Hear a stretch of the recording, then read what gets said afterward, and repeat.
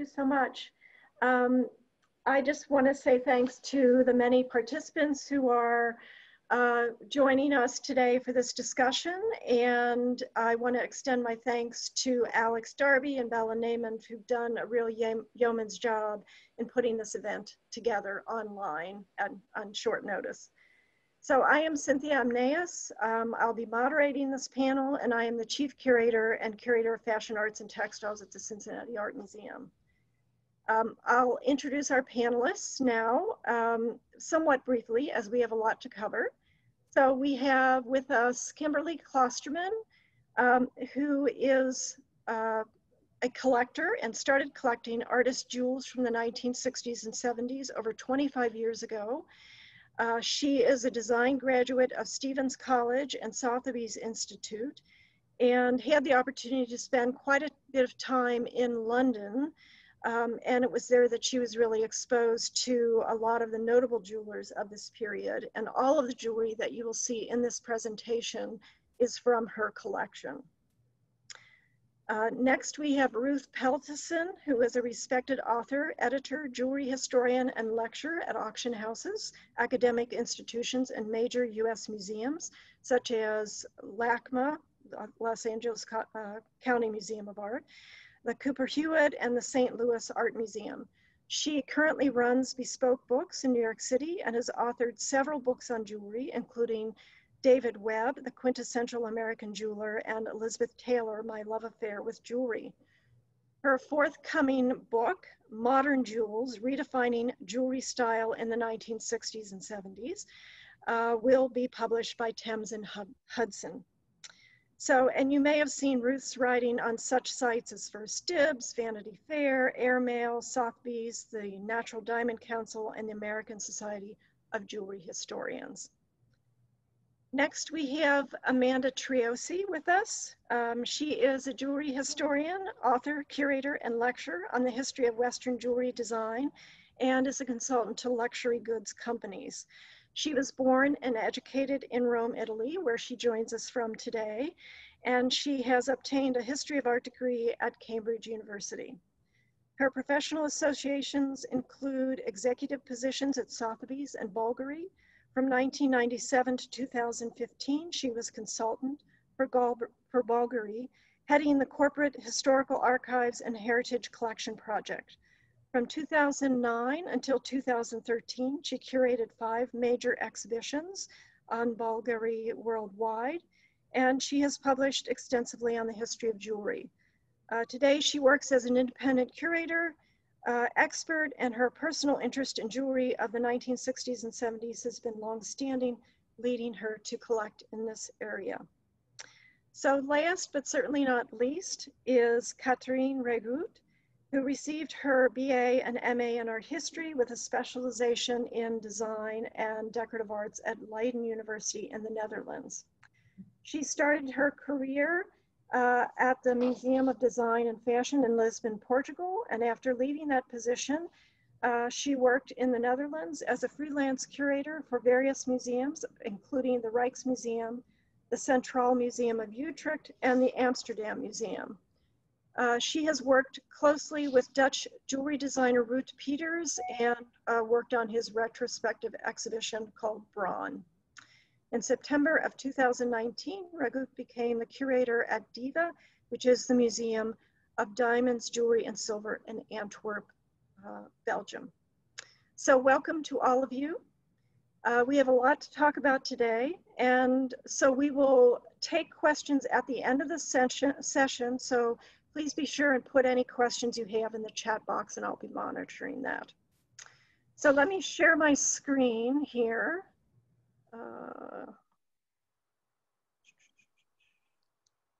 There we go. Oh, here. All right, and I'm just going to start out with a, oh, here we go. Sorry.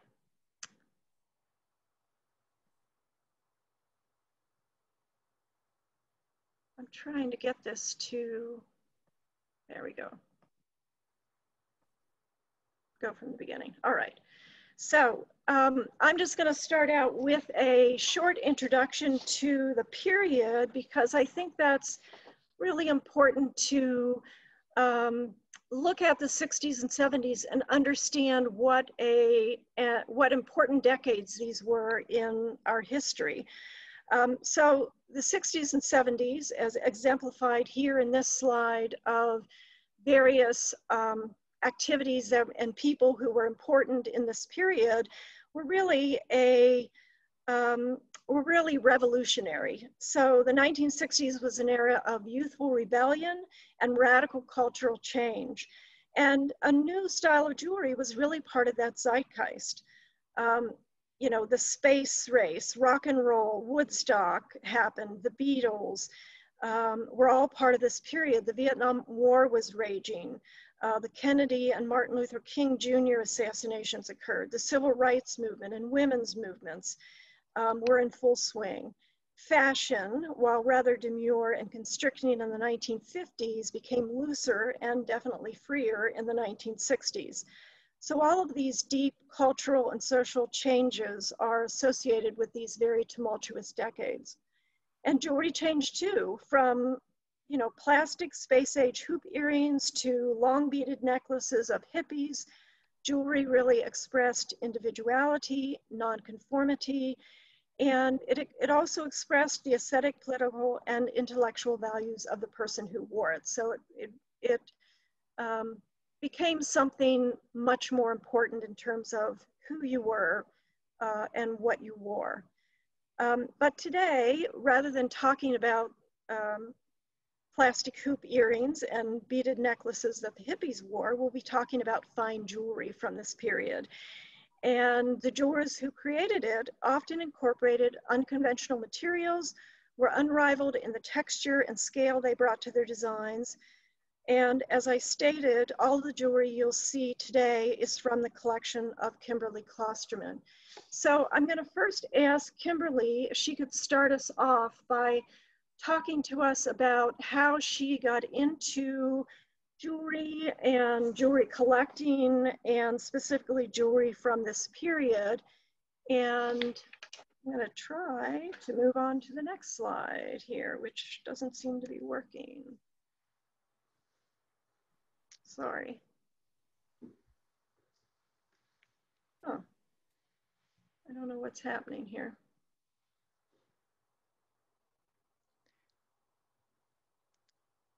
Cindy? Yeah. If you want me to start while you're looking for the Sure. slide, I'll do that. I'm not able to move on. I don't know why not. So if you want to go ahead and start talking about. Sure. So hi everyone, I'm Kimberly Klosterman, and I started collecting this jewelry, as Cindy said, about 25 years ago. And I come from a family that collected. My mother collected things. My father has had, or he just recently passed away, but has a very important collection of magic and magic apparatus. My husband, Michael, collects minimal and conceptual art.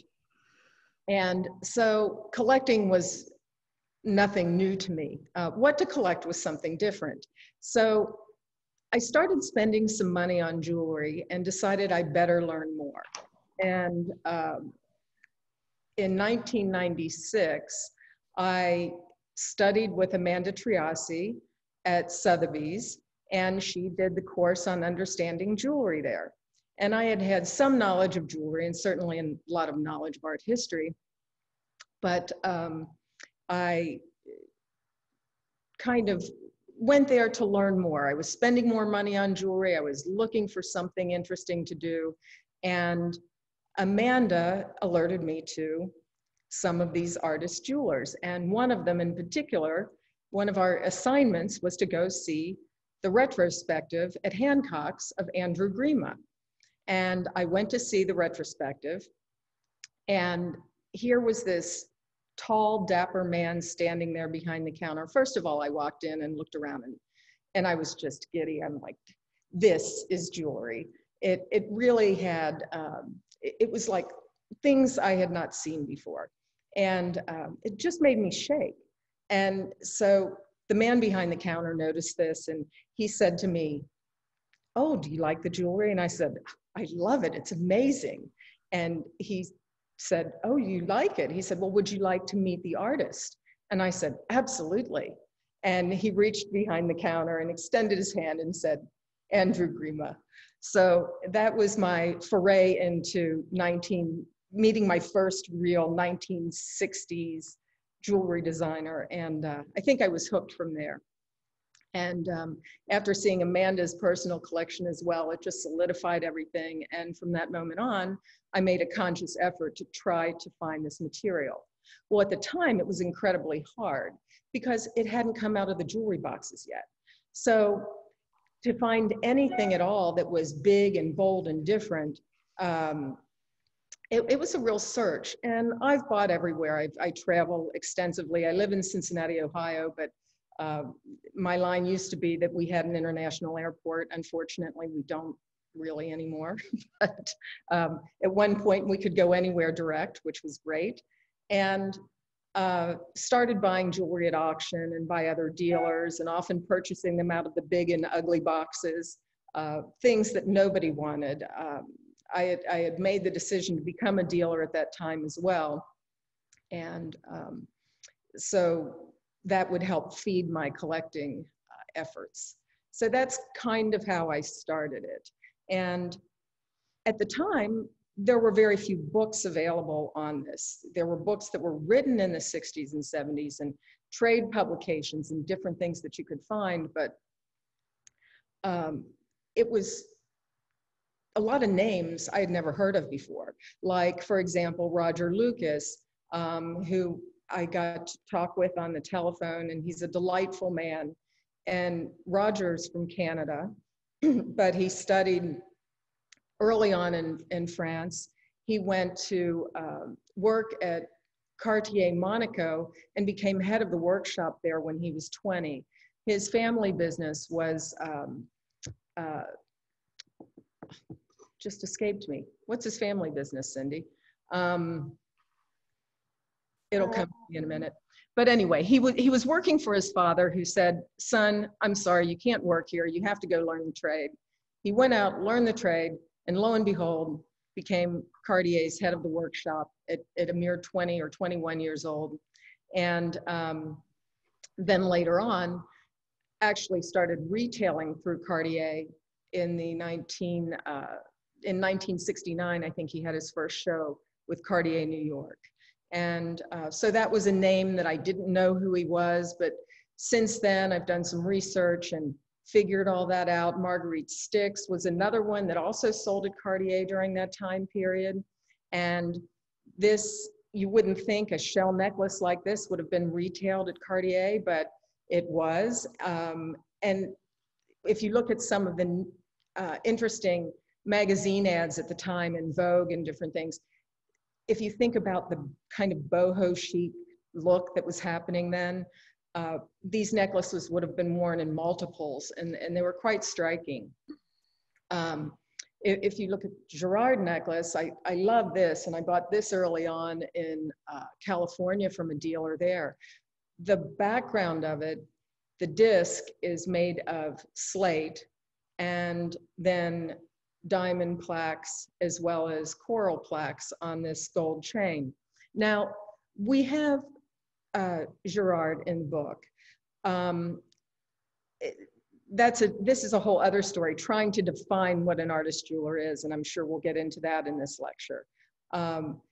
This piece was retailed by Gerard. It was actually designed by Andre Vassort, and Vassort worked with Van Cleef and Arpels, which Gerard used to work at Van Cleef and Arpels as well, and Boucheron, Maupassant, and then did this piece for M. Gerard, which I think really points out that the collection is about the artist jewelers in themselves, but also the artist jewelers that were making the jewelry behind the big houses, and what the big houses did in order to kind of capture the hip things that were happening at the time. So if we move along these pictures, then we have another piece by Cartier, And this is Cartier London, which is enormous, this big tusk necklace. And that has the hallmarks of Jacques Cartier on it, and also Montour. The bottom piece was Montour, probably added later. The top piece has British hallmarks and Jacques Cartier. Kim, I'm just going to jump in for a second. Can you Sure. all hear me? Which is that this piece is also sort of a riff on the hunting trophy jewelry that was a century earlier. And that's what's kind of cool. But now in this time, we're also seeing it tie in with YSL safari jackets. And you remember the great shot of Verushka, you know, in Vogue that ran, where she's got the rifle and she's wearing the YSL safari jacket. So it's, again, this is really jewelry and culture more hand in hand than we've seen really at any other time. And so this is just, you know, the past is prologue sometimes, and how jewelry, I mean, Amanda, you can speak to this so well too, how jewelry styles cycle back. And I just want to make the point with this ivory tusk look. Right, and I'll just throw in that, first of all, what we're seeing on the screen right now are additional pieces from Kim's collection that we won't, you know, that are not included later in the presentation. So these are, as she said, kind of big and ugly, bolder, beautiful, you know, how do you define them? But also she mentioned a book, and so this panel talks about 60s and 70s jewelry, but is also part of, and we are working on an exhibition which is up in Antwerp right now, although the museum is closed, an exhibition of her collection, and there is a publication which I'll show you later on and give you links to. So just so you're aware of that. And if we want to just point up the Frou piece, because it's the photograph is here, this is a ring. It's actually quite a big ring, almost extending over 2 fingers, which was very popular at the time. And Frou was, it was interesting when I put the collection together, I bought stuff without, how can I put this? Oftentimes I would buy a piece and it mattered to me if it was signed, but it didn't matter to me who signed it. I wanted to find out who that person was after I obtained the piece. So Frou was one of those people, and later discovered that he worked in California and he sold to different movie stars and jet set. He mainly sold to boutiques or through boutiques, and considered himself more of an artist rather than a jeweler. And many of these people, Roger Lucas as well, Marguerite Stix was an artist. They were artists, but they were jewelers. So they were jewelers that were working in an artistic manner. And they really, and I'll just throw in that they really called themselves artists first, jewelers second. So that was part of what they identified themselves as. Ruth, Sure. you have a comment? They're often unique pieces. Right. Yes. And Yeah. that's an important, Kim, you can, I mean, all of you can speak to this, but I think that's an important thing to stress here. These aren't multiples. Right. Exactly. So if we move on to this 1961 exhibition of modern jewelry at the Goldsmiths Hall, so I don't know if Amanda, if you want to speak to this, or Ruth, if you want to speak to this, kind of the precursors of this exhibition and then moving into this show. I mean, what is interesting, everybody knows about the 1961 exhibition in London, which is a landmark exhibition. But analyzing and the work that we've done all together, I think has highlighted the fact that this jewelry didn't sort of pop out in 1961, but it was maturing, and it was the background. It goes back much further, and that explains, for example, already find movements in other parts of the world and not in Britain, for example, in Italy, where already in 1949, Masenza was including jeweler of Rome, was encouraging jewelers, artists to be involved in jewelry. So encouraging cross-fertilization between artists and jewelers. And that happened already in 1949. In London, it really was a catalyst. It happened in 1961. Graham Hughes, that you see here on the screen, very much that was his intent for this exhibition. So I think the fact that this movement, like any movement, has much deeper roots, meant also that the jewelry houses were very quick to move on. And so it is not surprising that you find Cartier being very adventurous very soon after. And I think that one mustn't forget that high jewelry is not a very experimental medium. A jeweler can't really afford to create jewelry that he can't sell because due to the intrinsic value.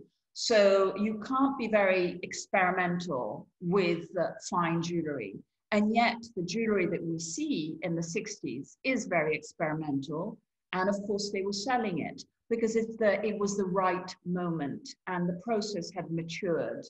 And it was very exciting to really be able to learn more about it and to see how this really, then the 1961 was the catalyst of the 60s movement, just as 1925 exhibition of les arts décoratifs had been the catalyst for the 1920s style.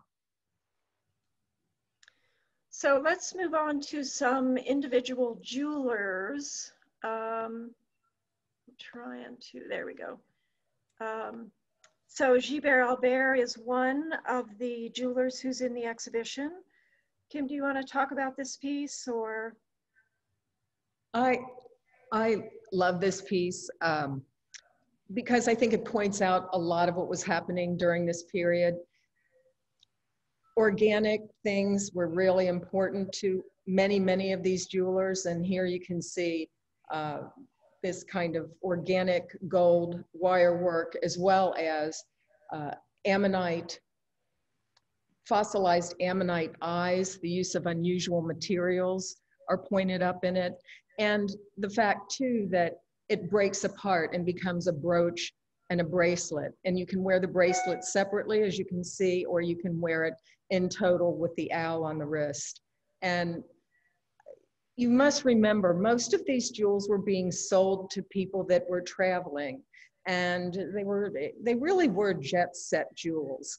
And if you were traveling, you wanted to have jewels that you didn't want to take, your entire jewelry wardrobe, but you wanted to take pieces that you could wear in multiple ways. And so I think this points this up, and you will see other pieces that do as well during this time period. I think also, just to jump in, this is a good example of sort of the high-low of materials, because you have pearls, one of the most historic and valued materials, and then in diamonds, and then you have the ammonite. And that's what becomes very interesting about these artist jewelers. They are absolutely not even thinking of intrinsic value. They're just thinking of design. And to Amanda's point about high jewelers and the cost of materials here, they're painters at the canvas, and their paint are these materials. But what we really see so much throughout all these pieces is, I think you're going to see a lot of the high-low in extremely fresh and original ways. So just wanted to make that point as well. Cindy, next slide. Do you want to keep going?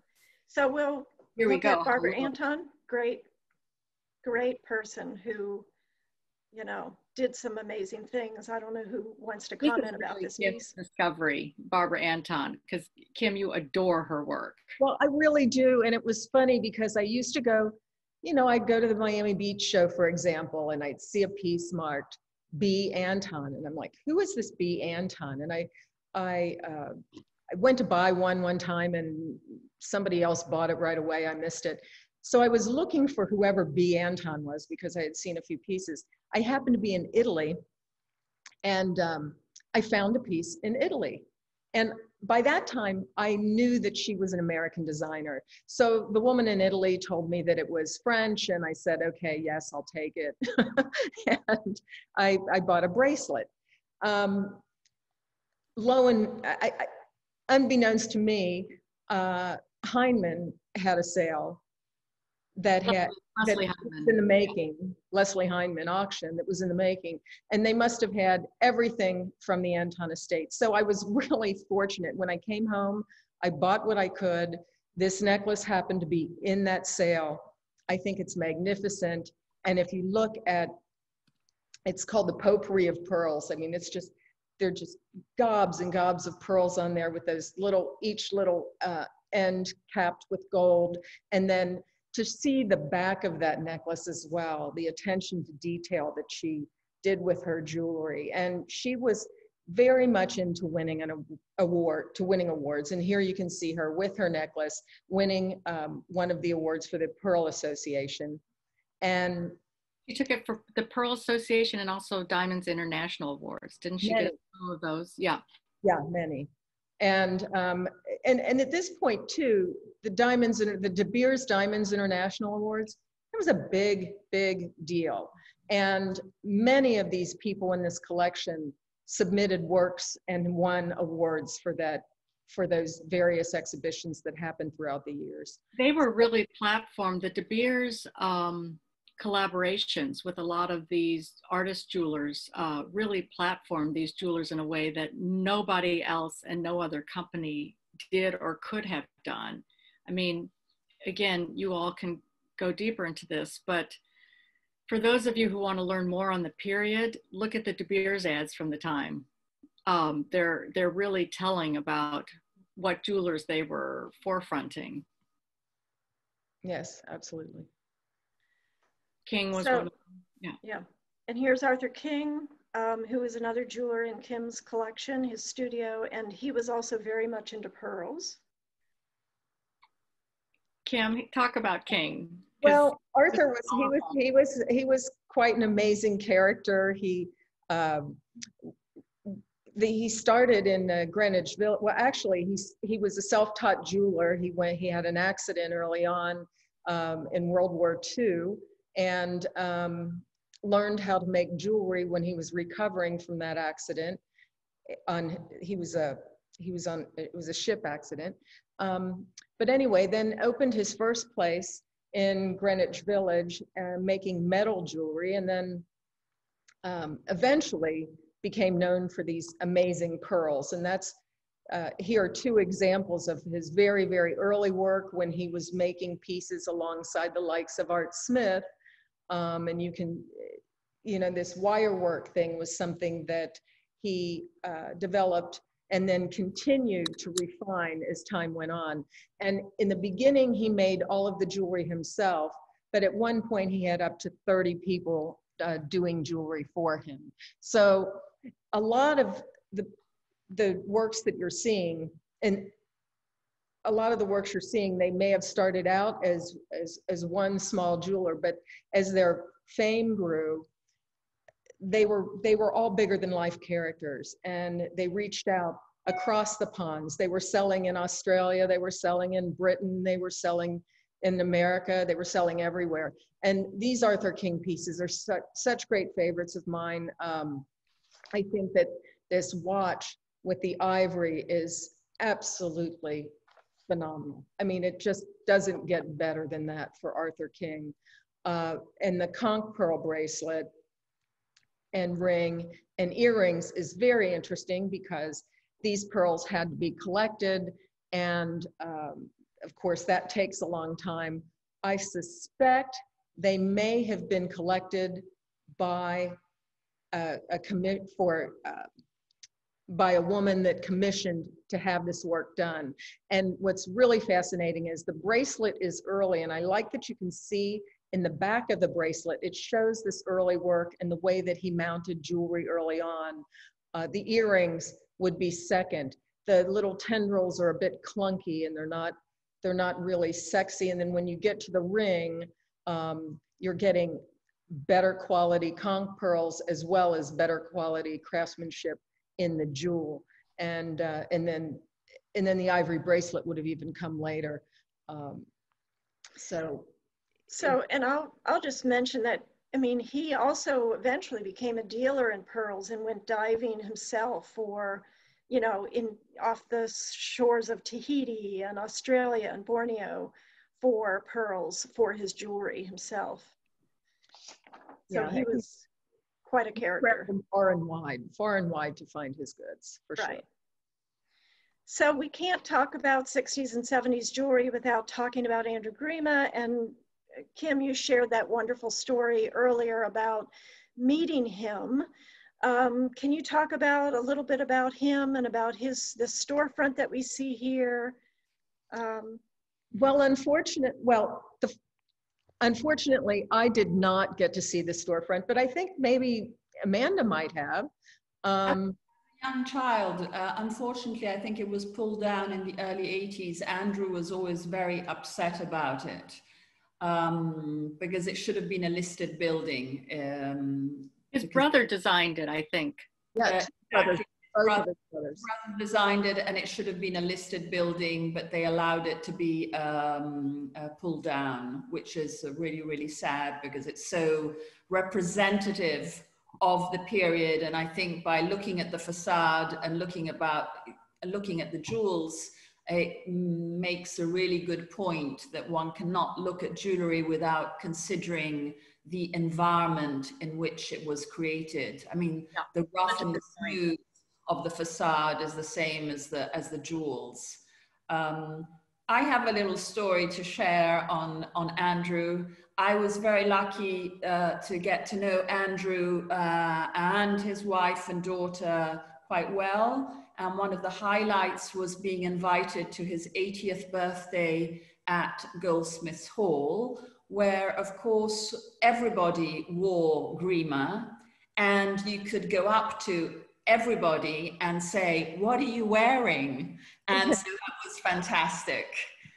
He was extremely generous, charming, and obviously a wonderful designer as well.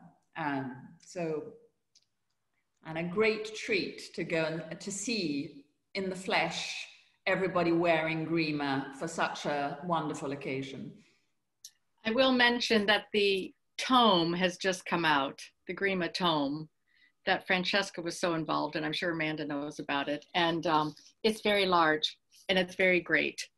So illustrations, very, very, very good book. A must have. It is, isn't it? Yeah. Definitely. So we see on the screen a couple of pieces by Grima that show some of his characteristic work.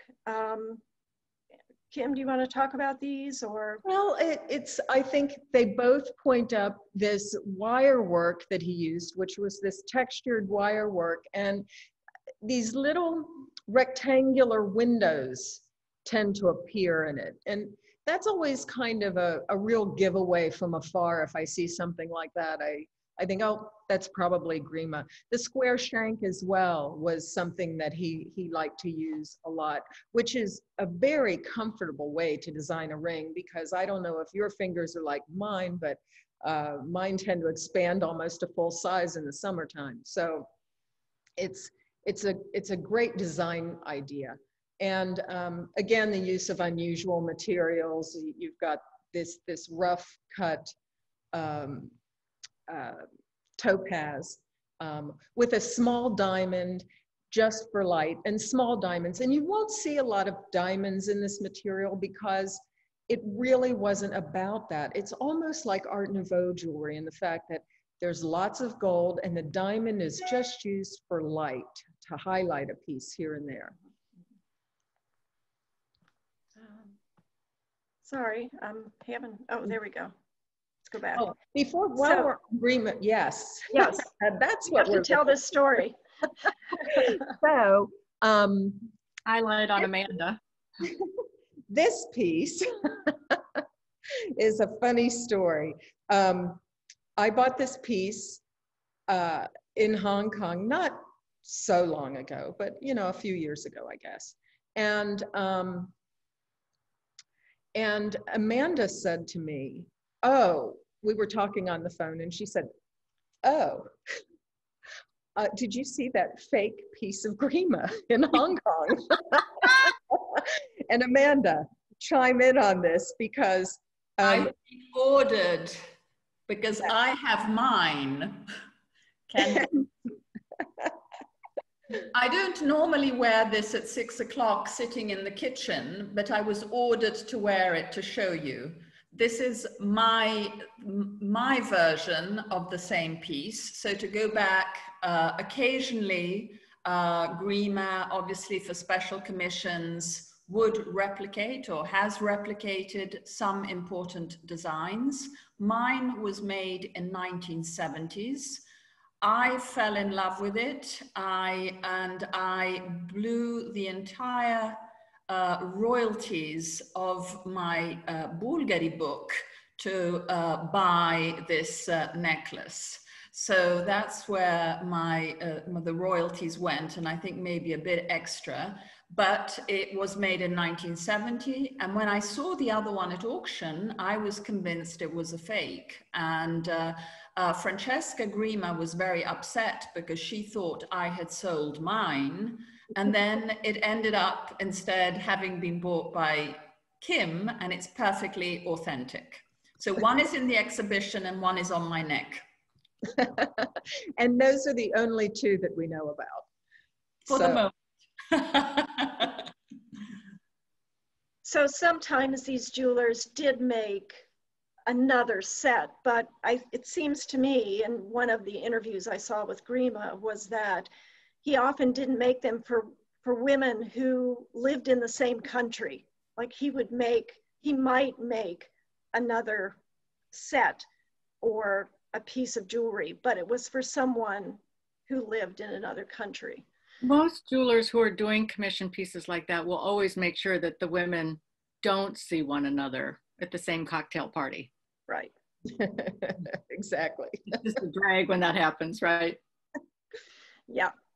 So these are pieces by Roger Lucas, who designed his own pieces and sold his own pieces, but also designed for Cartier. So I don't know if Amanda, if you want to talk about that, because you wrote in the book about jewelers who designed. It's very interesting because it's this cross-fertilization. I mean, looking at these objects or these jewels, you wouldn't think that Cartier is the natural place to find them, but extremely bold of the moment. Lucas was inspired by both the moon and the underworld. So they're kind of sea urchins and craters. They're very much, and for example, I think is interesting on the ring on the left, you can see it's on the cusp between 60s and 70s. And the reason you can see that, you still got the texturing of the gold, the rough and the smooth, but a much more geometric construction, which is really the telltale. As one moves into the 70s, it becomes much cleaner, much more angular, and much more geometric. So I think this is a good example of a jewel on the cusp between late 60s and early 70s. And then, of course, there's a double ring, and you show it very well. I mean, the size.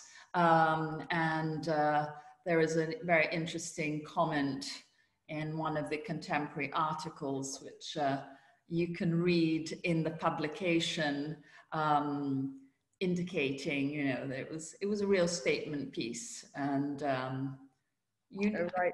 They were called knuckle busters. Knuckle busters, exactly. And they're they said it could be also a weapon. Right, you could weaponize. And I would just say, for those of you listening, Kim's name for this ring, she calls it, Kim, what do you call this one? Your disco. Oh, I just said it's like a disco ball. You know, I mean, it really, period. Roger would probably shoot me for saying that, but I think it is. It reminds me of that anyway. Which is another way of saying that Kim is really inside a 60s hippie girl, because you look at things through that lens. True. Right. True. And then there's Aldo Tupullo, who also worked for Cartier. Amanda, do you want to talk about this collection at all? I think we should, because I think we're running out of time. Sure. We should. Tupullo began with David Webb, everyone, in case you didn't know that. But his very first job in America was at Webb for a year. Mm-hmm. Right. And then on Tiffany. And then on to Tiffany for several years. But it was Cartier that actually, it was the Cartier people in New York during the Michael Thomas, that was the president of Cartier, that actually really gave him his own name. Well, Tiffany unwisely turned down the creation that put him and Cartier on the map, and that was the love bracelet. Right. So, and this Justin Clew collection was just re-released, I think in 2018. Yeah. So you'll see them on the market slightly. It wasn't called Juste en Clou at the time, but became that with the reintroduction in 2012, I think. Okay. At that time, it was the nail collection. In this, I have to speak about Lisa Sotiris. I'm looking at time, so I'm sorry to overrun everyone. No, that's great. Everyone wants to know your necklace, Kim. Yes. Yep. So this is Lisa Sotiris, and I wanted to point that out. She is an amazing woman. She was a socialite. She was de Chirico's muse. She dated Nureyev. She hung out with Estee Lauder. I mean, she just a crazy, interesting girl. Christina Onassis was her friend. And she made all the jewelry herself. And so these pieces are really unusually made because they're 18 karat gold with 24 karat gold on top. And it's not terribly heavy.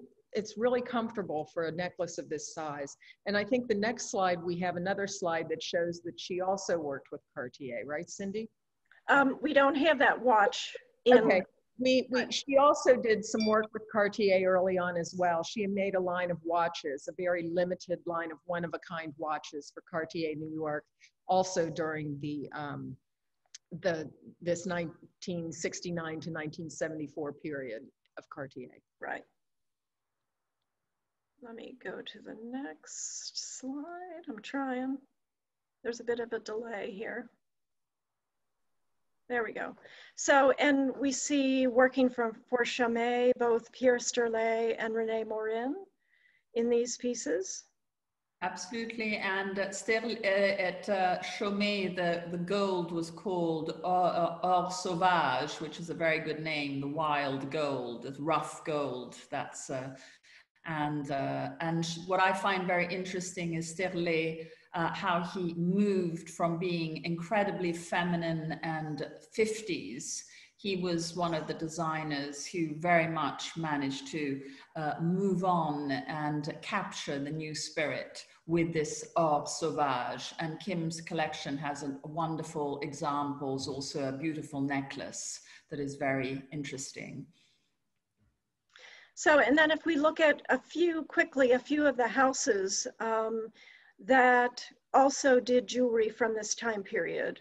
So they incorporated and used individual designers, but also had their house designers design things as well. Absolutely, and but as you can see, that the sort of common denominator is this rough gold, the texture. They wanted very much that the gold looked as if it was in its natural state, like a sort of nugget-like. And so this roughness, texture, but that we find everywhere really in the 60s, for example, in 60s brutalist architecture. So I find it very fascinating. It's across the board. And what is interesting here is, well, again, roughness, yes, the Cartier, I mean, it's a great example. And the Chopard couldn't get better. Major watch, major house, and this watch, jeweled watches were a big thing at the moment. And again, interesting, this one, 71, you can also understand why it's again, that turning point, and that cutout, and the void and the rough and the smooth, and the scale, of course. Yeah, right. And Okay. I find this, go ahead, Kim. Probably not Caroline Schäufler. It's probably Carl or Karen, her parents. She would have been she would have been 10. But Caroline now is the designer for Chopard. So she, you know, it's understandably, you know, just a little mistake on the slide, gang, but it's wanted just to wonderful say, we knew that they designed it. On the gilt belt that we saw, the Cartier, the prior slide, that is one of the times where indeed there were multiples made, because that belt, necklace, call it what you will, was so popular that if you follow the secondary market and you really want one, you can always find one. So that was really an exception amongst the quote artist jewelers, was that gilt belt that Cartier did. Right. And also because it was gilt, so it wasn't a big expense to make. If I can just jump in here and just say that partly what we're seeing is this whole pre-Columbian motif come, and it's across the board. We're seeing a lot of jewelers taking influence from them, and which explains some of the Etruscan cuff as well.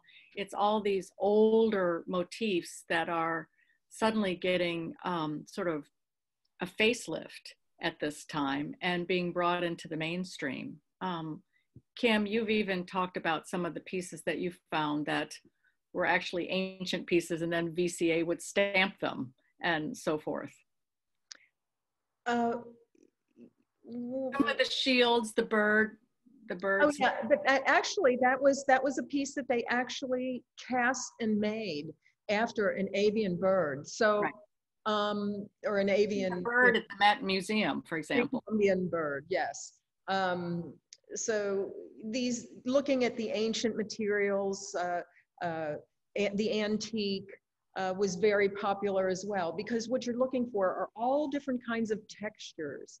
Texture just creeps into everything, and if it wasn't put into jewelry, I'll tell you, in the 1960s and 70s, they were going to put it in jewelry, and that's where these designers' heads were. I mean, it was like, let's take anything and make it interesting and wear. And the elephant hair, we see a lot done at this time. Absolutely. Right. So I'm just going to throw out here, this is the cover of our catalog for the exhibition, which has this fabulous Vendôme piece on it. And I don't know, Kim, if you want to talk about that, but I'll share with you, you see on the left-hand side of your screen where the exhibition will be shown. It's currently at DIVA, and in a moment, we will hear Katherine talk about the installation in Antwerp. Unfortunately, the museum is currently closed due to COVID, but they do at this point have the exhibition up through March 14th of 2021. So I don't know if, I know Kim, you had conversations with his son. Yes, I did. Thierry Vendôme, I'll briefly tell you about this necklace, told me that it was Roger Caillois became a friend of Jean Vendôme's. And Caillois, he was a very important figure in France at the time, and commissioned Vendôme to make his his sword, his fancy sword, and his academy sword. And so they became pals, and Caillois said, under no circumstances should this necklace ever leave France. There was an American woman that wanted to buy it. He said, no, you cannot sell it. It is your finest necklace. And so then Vendôme had a very bad car crash, was in a very bad car accident. And his wife eventually sold this necklace to pay for hospital bills. And there's a much longer, more charming and interesting story than that. But I ended up buying it here in America. So I am still looking for the American woman that owned this necklace. I would love to know the provenance. Thierry was uncertain of that. And at this point, I'd like to say too, since we do have the cover of the book on the screen, I want to be sure that you know that all of the jewelers we talked about, plus many others, have bios in the book. And at the end of the book, there are maker's marks. So I'm very proud of what Cynthia, I'm using her stage name now, and Adam, Cynthia's assistant, did in putting this publication together. It's a wonderful resource, and I'm very proud of them, and I thank them very much for it. So I also want to say, in talking about this book and Kim's collection, for those of you joining us today, is that this is the first time that there has been a public compilation of this body of work. So this really is, Kim has been collecting for decades, obviously without a thought to being public about this, but there was a point at which, I don't know, your husband pushed you, whatever, but Kim started thinking about an exhibition and talking with Cynthia. But for those of you who really, really love jewelry of this period and love the history of jewelry, you must learn about this body of work. It's, this is probably, forgive me, Kim, the best collection of this type of jewelry. And Kim collects with passion. And as a dealer, she also is sharp-eyed about what she's looking at. And she had a pretty good teacher in Amanda. But I do think that this book and the exhibition, and kudos to Cynthia on this one, is to codify it so that all of you who don't know Kim and can't see her wearing this jewelry can learn about this body of work. It's absolutely groundbreaking. I can't stress it any more than that. I mean, Amanda, do you agree? This is... I definitely think, that nothing has been seen like it. You might not like it, or when you learn more about it, you will fall in love with it, which I think would be the latter. Definitely the catalogue, the magnificent installation, which I hope we'll see very soon, that Katherine Regult has put at DIVA, is really a great backdrop to these great pieces. And the generosity, and Kim has been a passionate collector, but is also a great scholar. And there's a lot of work and research that has gone behind it, which she's sharing with all of us. Like myself, there are many, I've always been interested. I've been interested in this period for a long time, but have not devoted so much time to researching. And I'm very proud that my student has surpassed the teacher, which I think is the best thing that that should happen. And it is a wonderful, I think, this also sharing her knowledge, her collection with people that are like-minded, or even people that are not like-minded and that might be become enthusiasts just by looking at this extraordinary corpus of jewels. And I think the more you learn about it, the more you do fall in love with it. Definitely. So I know we're at kind of at our stopping point, but I do want to give Katherine time, you know, just a minute or two to talk through these images of the installation. So Katherine, if you want to talk through these. Yes, well, I think we've heard a lot about the beautiful collection of Kimberly and about the jewelers and the designers that are in her collection and currently at show at DIVA.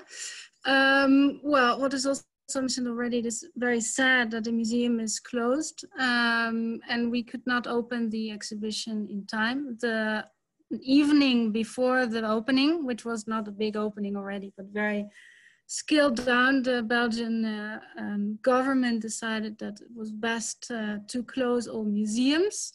So very sad. We were all up and running and ready to open, but luckily we were a little bit prepared. So there is a virtual tour, which me or Cynthia will send you in the chat, the direct link to it. You can see it on your computer and walk through the exhibition. Well, we talked about Cynthia talked about the time as well, and well, it's such an exciting and cool period, and I wasn't born then yet, but what we wanted to do with this exhibition is really let the visitor experience this time and the decades as well, and so we asked Space Encounters, an architectural firm, to help us with the scenography and the design to really make an experience. So we have a kind of contemporary interpretation of these decades, as well as fashion, design, and films and movies of this period as well. And a contemporary art piece, a light installation by Children of the Light and Space Encounters. And that works as a kind of transition through time. Let me walk you through quickly the different rooms. We have 5 in total. This is the first room. You enter the exhibition. Well, our working title, what you see on the left in the showcase on top of the table, the necklace and earrings that Amanda is wearing, the same today. Yes, so our working title for this room was A Cocktail at Home, and we really wanted to give this room a kind of 60s vibe with the orange carpet on the floor, and the drinking glasses, the DIVA gin. We have our own gin at the museum made of the seeds of the, what's it called? Juniper berry. Yeah, and well, but it's a kind of 60s vibe. It's really quirky and whimsical forms, very asymmetrical inspiration of nature. We talked about Andrew Grima and all this kind of jewelry and well, nice cozy feeling. And while the 60s is, well, past, when you dive into this period, you can also see some things that are the same today as back in the 60s and 70s, and there are so many things happened. So we, oh yes, so this is a zoom of a detail of one of our showcases showing jewelry from Andrew Grima, as well as De Vecchi and Arthur King.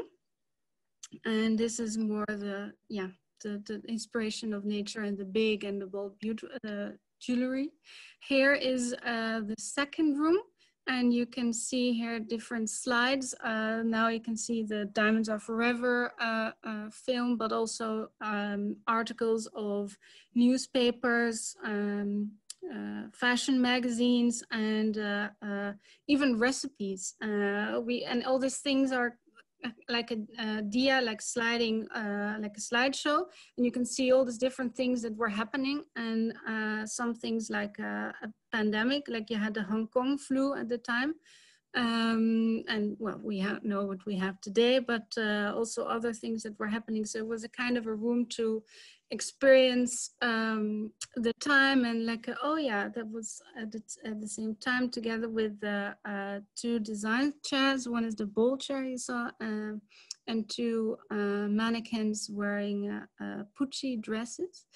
And so we wanted to make a crossover with fashion, design, and jewelry of the time. Then if you go one slide back, you can see the third room, which is the light installation I talked about. And it works kind of a transition. It's kind of the different lights. It would be best to show a video, but that wasn't possible, unfortunately. But it's like you're walking through this kind of psychedelic light, a temple of light, and you can, well, the light does really work with you, and you don't know exactly where you are, what kind of, well, it makes you a bit dizzy in a way, and it is a good transition from the 1960s and the period with big and bold and asymmetrical jewelry to the 70s, what Amanda and Ruth also told you, that was more geometrical, more simplistic almost. And so you go from the colorful and the space age room towards the 70s, which is also more kind of futuristic. And again, we wanted to work with, show you fashion too, and make a conversation with the fashion and the jewelry that is in the showcases. And you see here the silver dress from Paco Rabanne, and that's just in front of a showcase about boutique jewelry made by the big high-end brands like Cartier and Van Cleef & Arpels, and exactly the ones we talked about at the beginning, that they also made jewelry for, well, in terms of their prices, a little bit more cheap and more multiples, and well, targeted more on a younger and kind of more trendy audience. They even sold these jewelries in different, what they call boutiques, from their own shops. And then in the back, you see two different dresses from a Belgian artist, Belgian sculptor, Félix Roulin. And they are just in front of jewelry made by artists too. So you have the fashion made by artists. You can see the sculptural dress, the kind of breastplate, and then jewelry from César, Alfred Baldacella, and other jewelry that was made by artists. Well, a very quick walk through the exhibition. Please check the chat for the full link. And what we also did with this exhibition, there is a wonderful catalog that, well, there is talked about, but we made a kind of funny and fun magazine as well, with the interview with Kim, also talking about the story of the Vendôme necklace, and other information, also a text from Cynthia.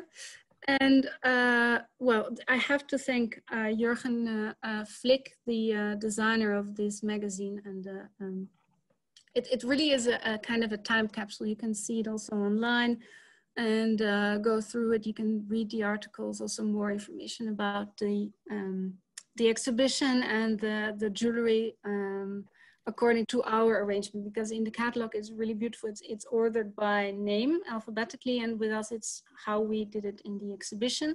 So when you walk through, you can click on the dots and see more information. And okay, folks, I'm sorry. Today, but I hope you really can come to Antwerp and well, see the exhibition in real life. Love to. So thanks to all who joined us. I know we're over our time. I want to thank Kim, Ruth, Amanda, Katrine for being part of this panel. And if you want to continue conversations with anyone, you can go to the Discord platform that's in the link in the chat box. So thank you so much.